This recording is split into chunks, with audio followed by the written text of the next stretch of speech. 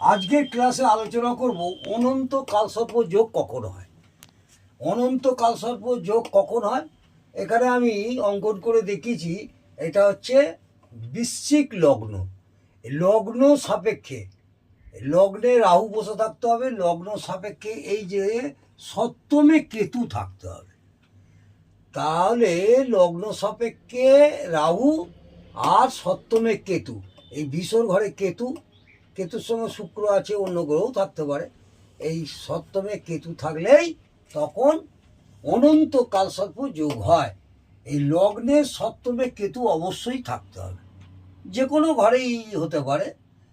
এবারে 1 নম্বর ঘরে রাহু এবং সপ্তম ঘরে কেতু অবস্থান হওয়াকে অনন্ত কালসর্প যোগ বলা হয়। আপনারা খাতায় নোট করে নিন যে সপ্তম ঘরে কেতু অবস্থান হওয়াকে অনন্ত কালসর্প যোগ হয়। এখানে লগ্ন হচ্ছে 1 নম্বর ঘর, এখানে দেখিয়েছি। এর জন্য প্রতিকার কি আছে? এর জন্য প্রথম প্রতিকার হচ্ছে প্রতিদিন মহামৃত্যুঞ্জয় মন্ত্র পাঠ করতে হবে। 108 বার করে মহামৃত্যুঞ্জয় মন্ত্র পাঠ করতে হবে, অথবা পারদ শিবলিঙ্গর কাছে বসে শিবের মন্ত্র জপ এবং মহামৃত্যুঞ্জয় মন্ত্র পাঠ করলে অনেকটা আরও সুফল পাওয়া যাবে। আজকে এই পর্যন্ত।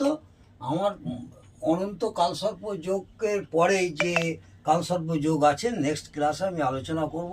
7টা কালসর্প যোগ হলো 12টার মধ্যে।